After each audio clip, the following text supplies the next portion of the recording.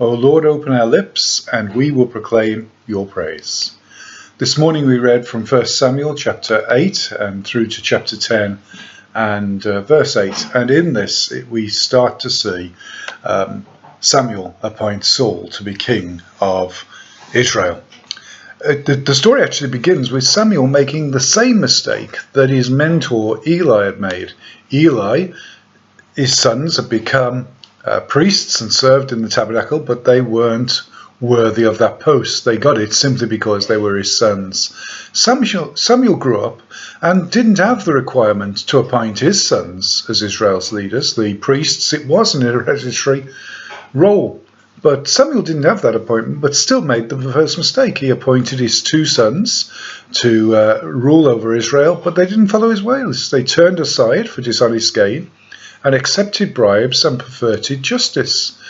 Though we may try as hard as we can with our children, we may do our very best to train them in the way that they should go, there is no guarantee that children will follow the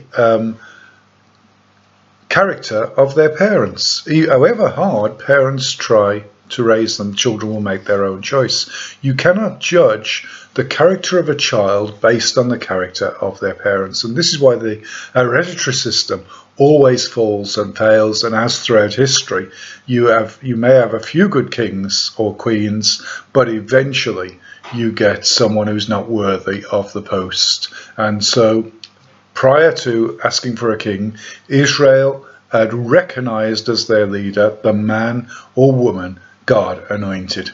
And so they became leaders by recognition, not by right of birth.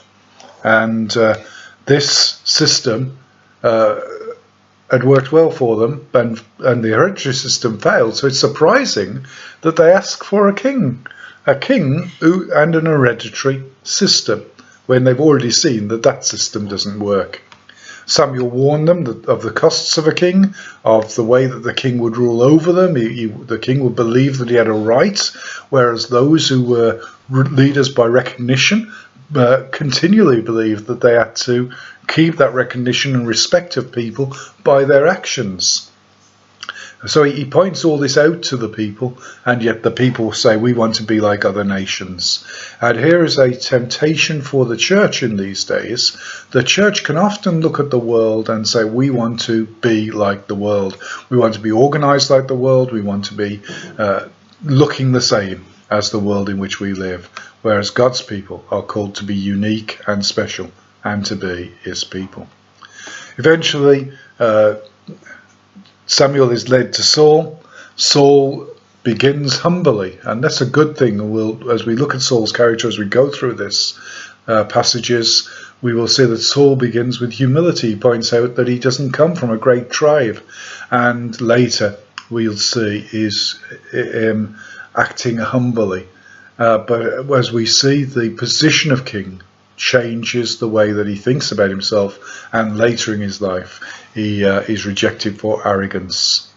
And so we must be careful that we start correctly, but also that we continue correctly, and we don't let that which God has called us to corrupt our character and make us arrogant. We must stay humble before him.